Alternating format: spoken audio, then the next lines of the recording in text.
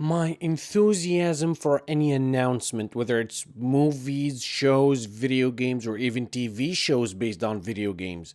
I remember a time that when I heard an announcement, I was thrilled or excited to watch or play the medium.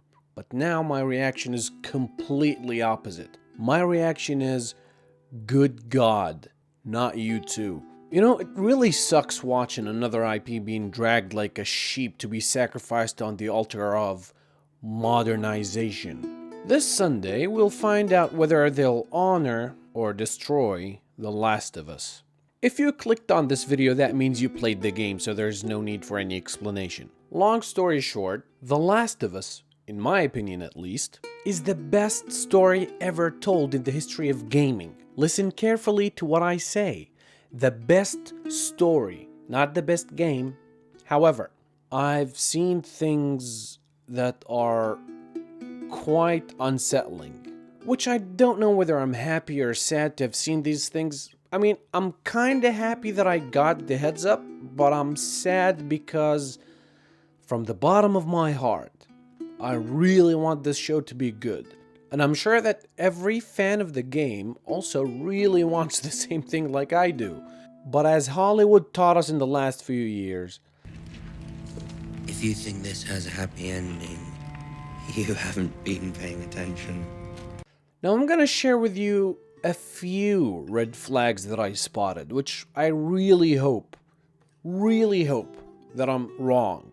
But unfortunately, my cynicism always gets the better of me.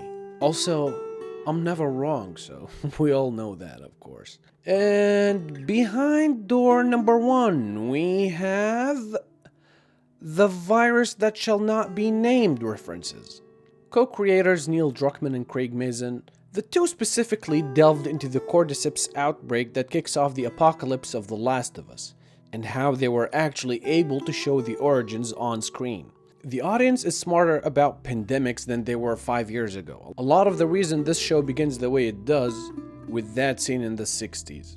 You know, this is exactly what I want in The Last of Us TV show. Another origin story about zombies. How many times have we seen the same damn thing? How many times have we seen scientists tampering with things they shouldn't mess with? You know, the game was smart enough to not include the origins of the outbreak because nobody cares. That's not what the game is about. The game is actually really simple. Two people traveling across the country and they develop a father-daughter relationship. That's it. That's all you need. Anyway, let's move to what's behind door number 2. Talk shit about video games. Craig Mazin, the co-creator of the show, said, "Watching a person die, I think, ought to be much different than watching pixels die." And here, ladies and gentlemen, a moment of silence for the fallen actors who gave up their lives on screen so we can watch live-action products, including Oberyn Martell and Lyanna Mormont, who are the lead actors of the show, by the way. You know, I've got one question. Why would you say dumb shit like this? Why? I mean, why? You know that the main audience, in fact, the entire audience for this show is gamers who played the fucking game. Do you think it's a smart idea to undermine games and gamers? For the love of God, would you learn a lesson? Don't you think there's enough examples of what happens when you insult your main audience? Anyway, moving on to what's behind door number 3. Actors who haven't played the video game the show is based on. What could possibly go wrong?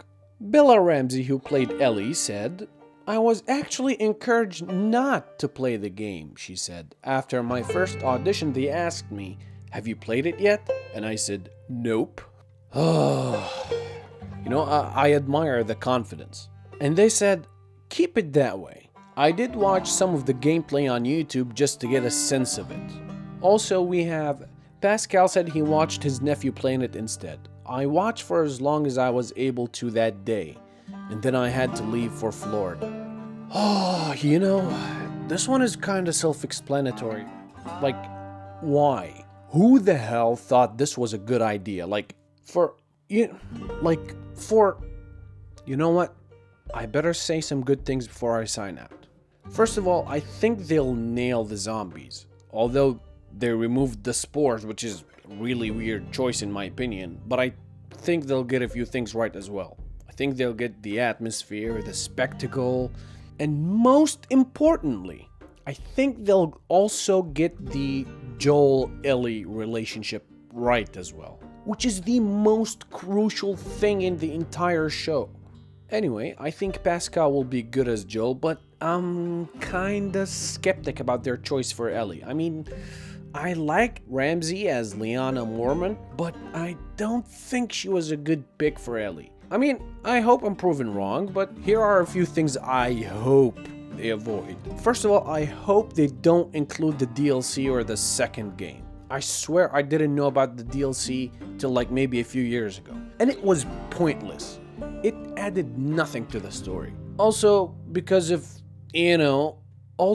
like, please stay away from the second fucking game. Or at least, if they're gonna do it, they better make some, like, drastic changes to that game because, oh, fuck. I'm gonna have to do a video about the second game, don't I? But after all this, what do I know? I'm just a schizophrenic taking a shit who occasionally snaps. Peace.